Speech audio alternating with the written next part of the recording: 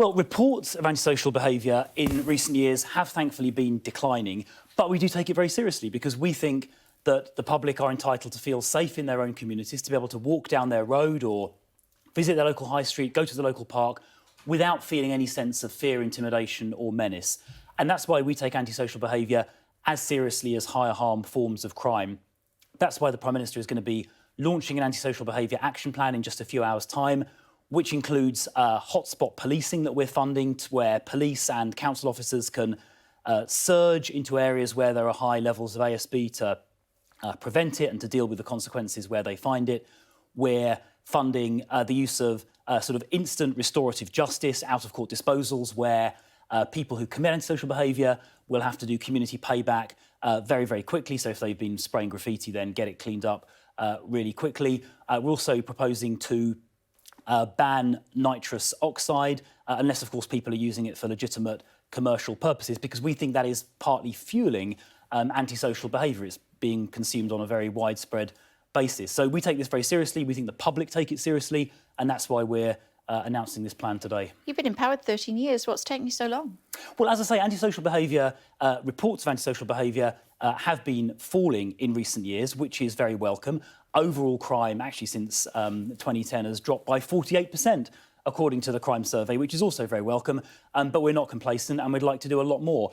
Hence the extra police officers that are being recruited. By the end of this month, just a few days' time, we're on track to have more police officers than we've ever had at any time in this country's history. It's also why we're launching initiatives. How many are we like going to have?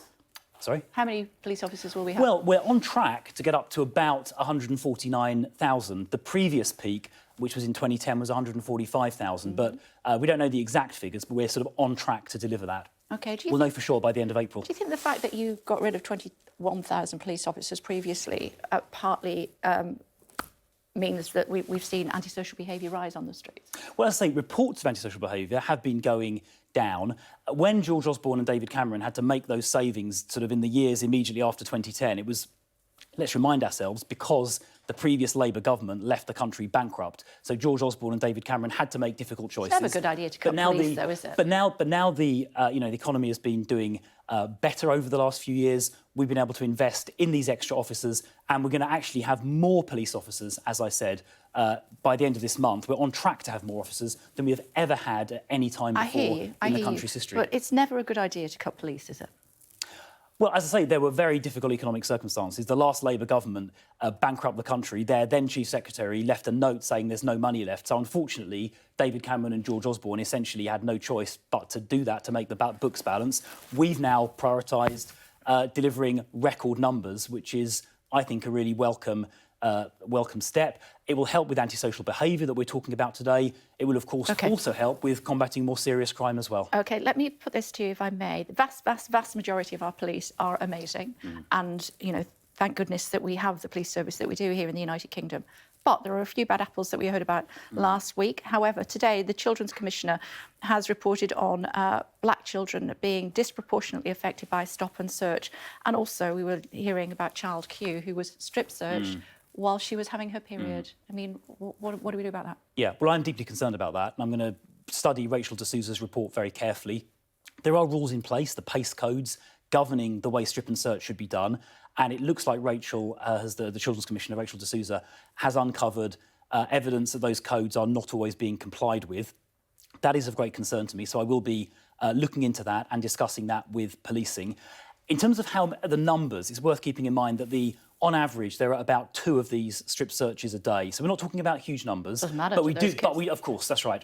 But we do need to make sure they're being done according to the rules. There is also a safeguarding element, because quite often young people are being exploited by drug dealers who are essentially coercing them into concealing drugs in intimate body cavities. So it is important we identify that and find that where it's happening so those young people can be safeguarded. But it's got to be done in the right way. And if the rules and the codes are not being properly complied with, that is, of course, of real concern. Let's rush through 2 or 3 of those subjects, if we may. The migration bill, 60 rebels trying to force a tougher path than the one that we're already seeing from the Home Secretary. Your thoughts on that?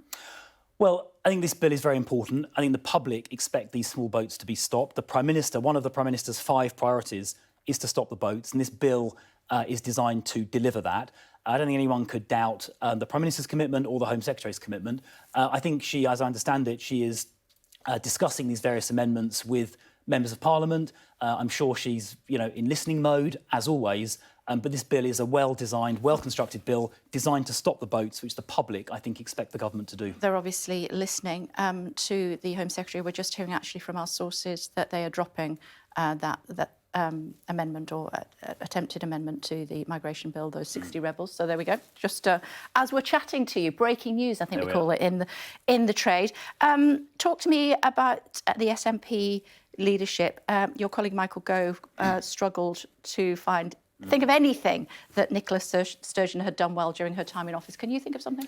Well, look, I think looking forward rather than backwards, the UK government, the Westminster government, will work constructively That's not my question. I know it wasn't. With whoever. So does that mean you can't think of anything either? Well, I mean, look, I think the new Scottish government or the new Scottish First Minister need to concentrate on working on the real day-to-day problems that Scotland faces in common with other places. I mean, Scotland has issues with its NHS, with its education service. It's got record levels of drug deaths. And I think the new First Minister should concentrate on fixing those issues, working constructively with the UK government. We're ready to work constructively with the new First Minister, but our view is they should concentrate on those fundamental issues and not continue to agitate to break up the country. And has that given you time to think of something that you think that she's done well? I mean, to be fair to Nicola Sturgeon, she is a phenomenal political communicator, and she has managed to win landslide elections despite having a pretty bad track record of delivery. So let's give her full marks for political communication. OK, what about Kwasi Kwarteng and Matt Hancock and Graham Brady? They look like complete clonkers. Well, it was a pretty unedifying spectacle, that is certainly true. I think it's very important that we have transparency over these things. So had that thing we saw been real, then any agreement they would have entered into would have been completely disclosed to the public, which is really important. Parliament, I think, has also recently strengthened the ban on paid lobbying. This is where, Would you have fallen for that, though?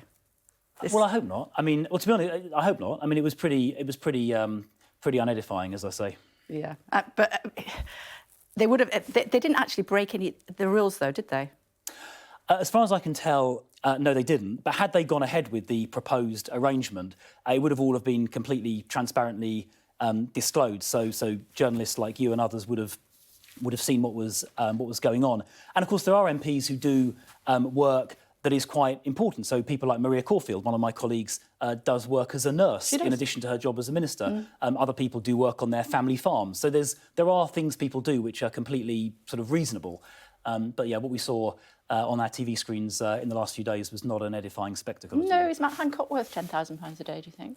Well, I wouldn't pay him £10,000. Is the right answer. It's good to see you as always. Thanks so much indeed. Thank you.